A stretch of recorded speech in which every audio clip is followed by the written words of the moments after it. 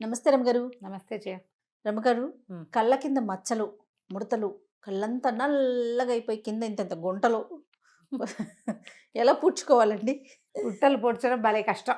చాలా కష్టం. కళ్ళ కింద చర్మం సున్నితంగా ఉంటుంది జయ. అవునవును. ఫేషియల్ స్కిన్ ఇది వేరు, కంటి కిందది వేరు. అవునవును. పల్చగా ఉంటుంది కంటి మీద పైన కూడా కదా, కింద పైన కూడా. హ్మ్. చిన్నపిల్లల్లో కనపడదు. చిన్నపిల్లల్లో కళ్ళ కింద నలచారులు ఉన్నాయంటే హ్మ్. పిల్లల పొట్టలో పాములు ఉన్నాయేమో చూసుకోండి మొదట. హ్మ్. హ్మ్. ఉమ్, ప్రధానంగా ఎనిమియా ఉందా, ఓకే. ఈ రెండిట్లలో ఏదున్నా చిన్నపిల్లల్లో కంటి కింద నల్లచారులు కనపడతాయి. డాక్టర్కి చూపించినప్పుడు, మీరు ఏ హోమియో డాక్టర్ దగ్గరకో వెళ్ళినప్పుడు దాని మీద పర్టికులర్గా చెప్పండి. ఇంగ్లీష్ డాక్టర్ దగ్గరికి వెళ్ళినప్పుడు పాపకి ఎందుకో నల్లచారులు వస్తున్నాయండి అని చెబితే వాళ్ళు గమనిస్తే సరి. వాళ్ళు లేదంటే ఏదైనా హడావిడిలో ఉంటే వాడు చూసుకోకపోయినా మీరు మిగిలినవి అబ్జర్వ్ చేసుకుని పిల్ల వీక్గా ఉందా, ఎంతసేపు నిద్రపోతుందా, ఎక్కడికైనా నడవడానికి కాళ్ళు నొప్పులు అంటుందా గమనించుకోండి. హ్మ్. తర్వాత ఏమో రాత్రులు నిద్రలో ఎంతసేపు కదులుతుంది, పళ్ళు కొరుకుతుంది, అలాంటివి చూసుకుని ఇంటెస్టైన్ వర్మ్స్ ఉన్నాయా, ఇంటెస్టైనల్ వర్మ్స్ ఉన్నాయా, లేకపోతే పిల్ల ఎనిమిక్గా ఉందా, పౌష్టికాహార లోపం, హ్మ్. వాటి వల్ల కళ్ళ కింద నల్లచారులు వస్తాయి. కొంచెం వయసు వచ్చాక, పీరియడ్స్ అవి వచ్చాక పిల్లలకి ఓవర్ బ్లీడింగ్లు, పీరియడ్స్లో హెచ్చు తగ్గులు, స్కూళ్ళల్లో ప్రెషర్సు, నిద్రపోకపోవటం, రాత్రులు ఎంతసేపు ఫోన్ పెట్టుకుని టుకుటుకు నొక్కుతూ ఉండటం, ఎప్పుడు స్క్రీన్ మీద ఉండటం, వాటి వల్ల కూడా నల్లచారులు వస్తాయి. Screen time తగ్గించేయండి. పీరియడ్స్లో ఏమైనా అసమతులతలు అటు హ్మ్. ఇబ్బందులు ఉంటే వాటిని డాక్టర్ని కన్సల్ట్ చేసి అవి సర్దండి. హ్మ్. ఇవి టీనేజ్ పిల్లలు. హ్మ్. అది దాటాక ఓ 23-24 ఏళ్ల పిల్లకు కూడా నా కంటి కింద నల్లచారులు ఉండే అవకాశం ఉంది. వాళ్ళంతా స్క్రీను, 24 గంటలు స్క్రీను, ఆఫీస్లో స్ట్రెస్సు, పెళ్ళిళ్ళల్లో స్ట్రెస్సు, వ్యక్తిగత ఇబ్బందులు. హ్మ్. వ్యక్తిగత ఇబ్బందులు, ఇవి కారణం. కొంచెం ఏజ్ దాటాక ఏజింగ్, వయసు. ఇప్పుడు నేను నా సంగతి వయసే, నాకు కూడా కొంచెం ఎర్లీగా అనారోగ్యాల వల్ల కూడా కంటి కింద ఆ! నల్లచారులు వస్తాయి.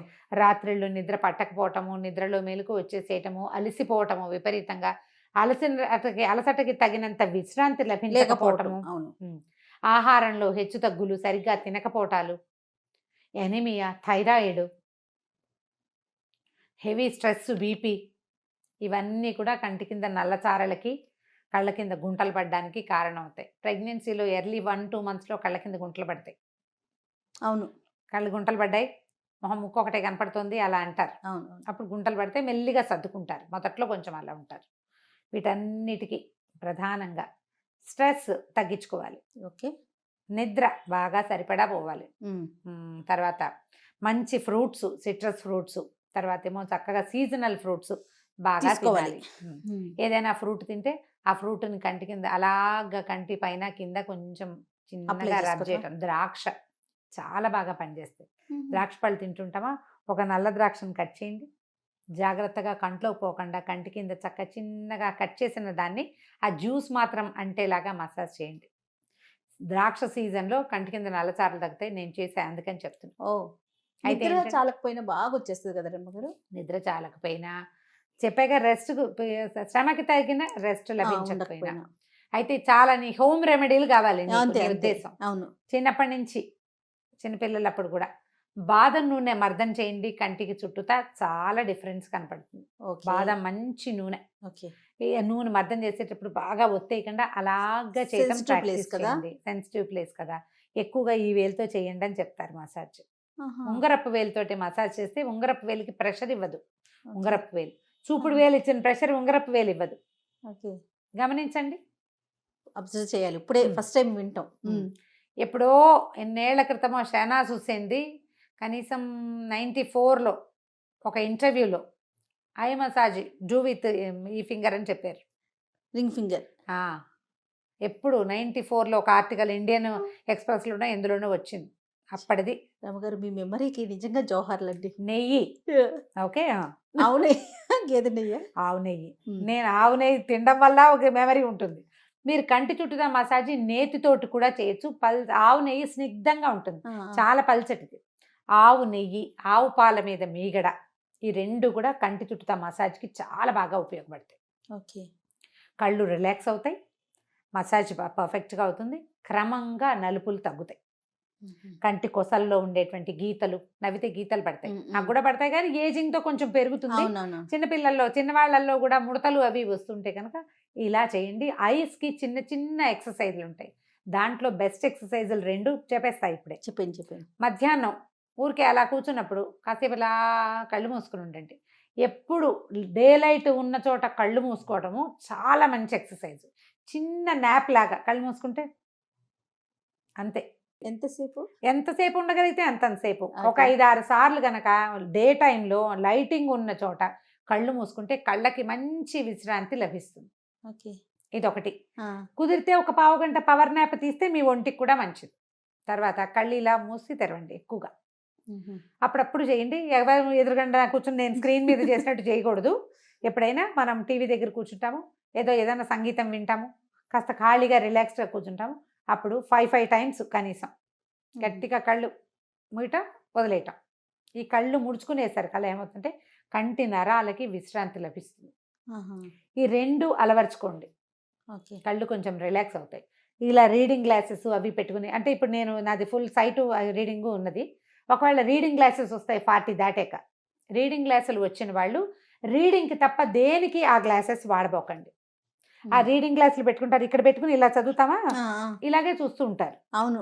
ఈ చూడడంతో కళ్ళు ఎంత స్ట్రెయిన్ అవుతాయో. నేను ఒక 4-5 నెలలు చేసిన తర్వాత నా సైట్ పెరిగిపోయింది. నాకు గుద్దొచ్చి మానేశా. అప్థల్మాలజిస్ట్ దగ్గరికి వెళ్తే అప్పుడు ఆయన ఎవరో ఒకళ్ళని కలిస్తే ఆయన చెప్పారు, రీడింగ్ గ్లాసులు రెగ్యులర్ దానికి దాంతో పాటు చూడొద్దు. మనుషులను చూడాలంటే ఇందులోంచి ఇలాగే చూడాలి, నువ్వు ఇలాగే పెట్టుకుంటావు, ఇలాగే చూడు, ఇందులోంచి ఇలా చూడడానికి ట్రై చేయకూడదు. చూసేసరికల్లా ఆ దూరం దిగు, ఆ గ్లాసెస్ లో చూసేసరికి స్ట్రెయిన్ అయిపోతుంది. ఇలాగే చూడాలి మనం. రీడింగ్ గ్లాసులు వాడేవాళ్ళు ఈ జాగ్రత్త పడండి. లేదా మనం ఇవి కొనుక్కుంటాం కదా, దాన్ని ఏమంటారు, ప్రోగ్రెసివ్ గ్లాసెస్ ఉంటే ఇబ్బంది లేదు. ఎందుకంటే ఐ సైట్ పైనుంచి నార్మల్ గ్లాస్ లో నుంచి చూస్తాం. అవును. రీడింగ్ చాలా కాలం ప్రోగ్రెసివ్కి వెళ్ళరు, అందరూ రీడింగ్లో ఉంటారు. 40 ఇంచుమించుగా అటు ఇటు వస్తుండగా అక్షరాలు కనబడడం మానేస్తాయి, చిన్నవి కనబడవు, బియ్యం ఎడుతుంటే డిస్కంఫర్ట్ ఉంటుంది, ఆ కూరలు ఏరేటప్పుడు. తర్వాత ఏమో ఏదైనా ఇలా దగ్గర నుంచి చేసే పని అంతా విసుగ్గా ఉంటుంది, ఇబ్బంది అనిపిస్తుంది, కొంచెం ఇట్లా అయిపోతున్నట్టు, కనపడనట్టు అనిపిస్తుంది. పెట్టుకోండి గ్లాసెస్, ఆ పనులకు మాత్రమే వాడండి. ఇంకా ఈ స్టేజ్లో దీనికి కీర, కంటికి విశ్రాంతి లభించడానికి కీర సన్నగా చాప్ చేసేసుకుని దాన్ని ఏమంటారు స్లైసెస్ లాగా చేసి కంటి మీద పెట్టుకోవచ్చు. బంగాళదుంప కూరేసి బంగాళదుంప గుజ్జునెత్తి కంటి మీద పెట్టి, 2 నాకు తెలుసు అమ్మగారు. నువ్వు కూడా చేస్తావా? ఇంకా కాటన్ పత్తిని ఈ ఐప్యాడ్స్ లాగానే దొరికేస్తున్నాయి. శుభ్రంగా రోజ్ వాటర్లో ముంచి ఫ్రీజర్లో పెట్టుకోండి 5 నిమిషాలు, అది ఎత్తి కంటి మీద పెట్టుకోండి.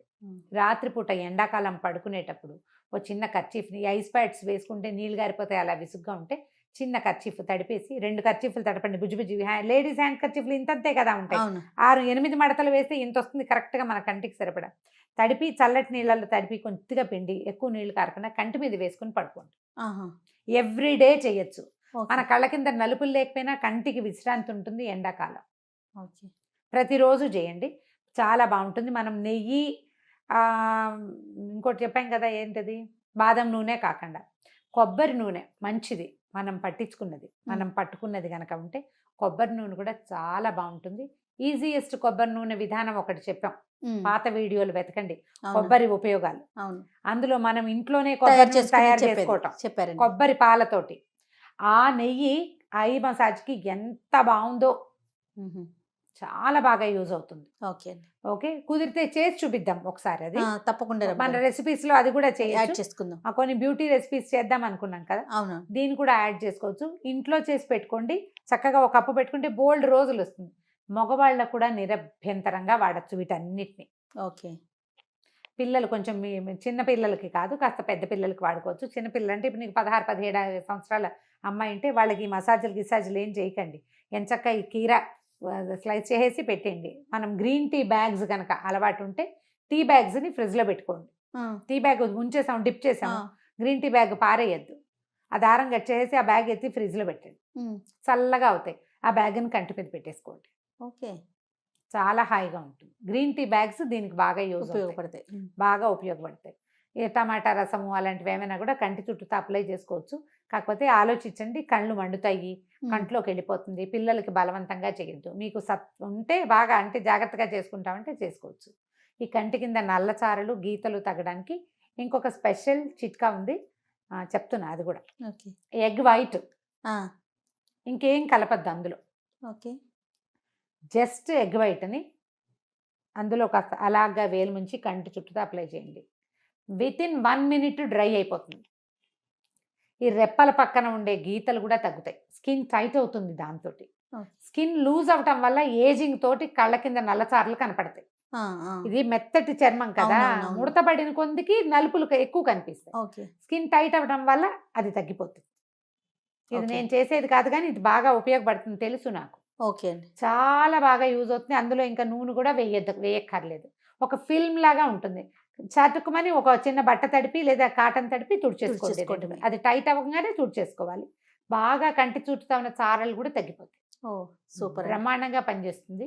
చేయాలి మనకి ఆసక్తి ఆ! ఉంటే ఆ! కనుక. రెగ్యులర్‌గా వీటిలో చేస్తా ఉండాలి రమ్మగారు. ఒక్కసారితో కాదు. ఒకసారితో కాదు, రెగ్యులర్గా చేయాలి. ఏదైనా పార్టీ ఉంది, ఎక్కడికైనా వెళ్ళాలి అంటే ఇంకొక మెథడ్ చెప్దాం. కొంచెం కంటి కింద నల్లచారలు ఉన్నాయి, తగ్గట్లేదు. మనము ఇది ఉంటుంది కదా, మన క్లెన్జింగ్ మిల్క్ వాడతాం. ఆ! అందరి దగ్గర ఉంటున్నాయి ఇప్పుడు. అవునవును. తర్వాత ఫేషియల్ కిట్స్ కొంటే అందులో క్లెన్జింగ్ మిల్క్ ఒకటి ఇస్తాడు. ఉంటుంది కదా. జిడ్డుగా ఉండే క్లెన్జింగ్ మిల్క్ కాకుండా మిల్కీగా ఉంటుంది. ఆ మిల్కీ క్లెన్జింగ్ మిల్క్ని కళ్ళ చుట్టూతా రాసుకోండి. హ్మ్. మొత్తం ఇదంతా ఏరియా అంతా కవర్ చేయండి. ఓ 10 నిమిషాలు వదిలేయండి. శుభ్రంగా తుడిచేసి మామూలు నార్మల్ మీరు ఎలా మేకప్ చేసుకుంటారో చేసుకోండి. సింపుల్ మేకప్లు చేస్తారు, అందరూ ఏం రాసుకుంటారు, అవునవును. ఏదో క్రీమ్ రాసుకుని పౌడర్ రాసుకుంటారు కదా. చాలా డిఫరెన్స్ కనపడుతుంది. ఓహో! పచ్చిపాలు ఎలా పనిచేస్తాయో క్లెన్జింగ్ మిల్క్ క్లెన్జింగ్ కూడా మిల్క్ కూడా అంతే. పనిచేస్తుంది. మీకు ఈజీ మెథడ్ ఏంటంటే, ఇది క్లెన్జింగ్ మిల్క్ ప్రతిసారి చేయలేమంటే మార్నింగ్ నిద్ర లేవగానే పాలు పోస్తామా గిన్నెలో, స్టవ్ మీద పెడతాం. ఆ పచ్చి పాలను ఒక చెంచా తీసుకుని కంటి చుట్టూ అప్లై చేసుకోండి. మొహానికి కూడా అది ప్యాక్లా చక్కగా రెగ్యులర్ అవును. మసాజ్ చేసుకోవచ్చు అన్నమా. కళ్ళచారలు ఉన్నవాళ్ళు, నల్లచారలు కంటి కింద ఉంటే ఈ పాలు కూడా భలే యూజ్ అవుతాయి. చిన్న కాటన్ ప్యాడ్ అందులో నుంచి కంటి చుట్టూ అప్లై చేయండి. ఆరిపోయాక కడిగేసుకోండి. స్కిన్ టైట్ అవుతుంది, మురికిపోతుంది, తెల్లబడుతుంది మెల్లిగా.